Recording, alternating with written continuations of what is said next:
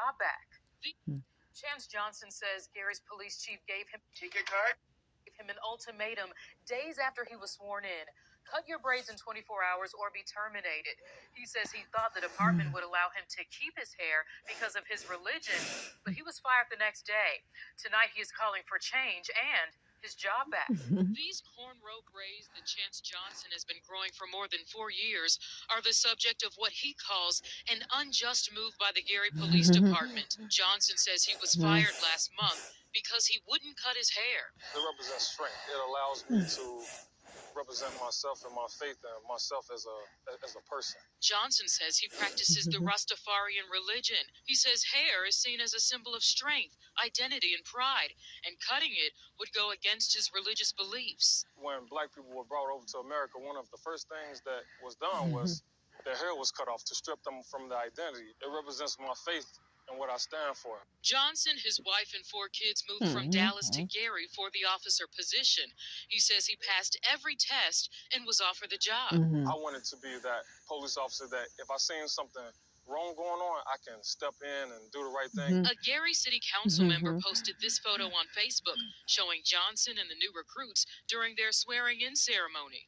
That day, Johnson says the commander told him the chief had a problem with his hair. I said, okay, sir, I had no idea that this could be a problem, but I do have a religious accommodation form that I wanted to submit to you. And he didn't say anything else. He just said, okay, I'll talk to you after the ceremony. Johnson says he contacted HR right away to seek a religious accommodation to keep his hair. About a week later, Johnson says the police chief scheduled a meeting with him, stating he had 24 hours to cut his braids or he'd be terminated, citing safety reasons. If it's about safety, why is it that the females get to keep their hair? And then that's when he told me that he didn't have to answer my questions, and now this is getting to be more of an argument, and he wasn't having it. Johnson says he was fired the next day.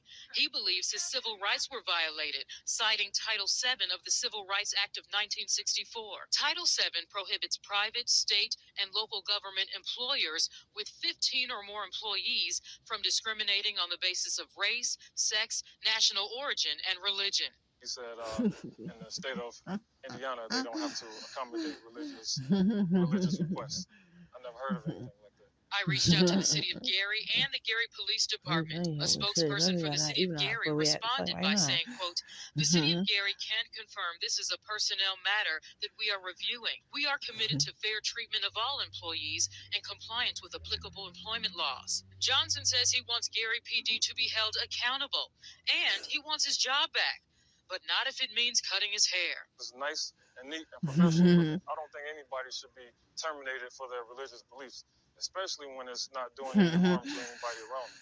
Johnson says he has not heard from the Gary Police Department since he was fired last month, but he is still hopeful for a resolution. As for where things stand today, the city of Gary told me it cannot provide additional details about individual personnel matters at this time. Samantha Chapman, ABC 7, Eyewitness News.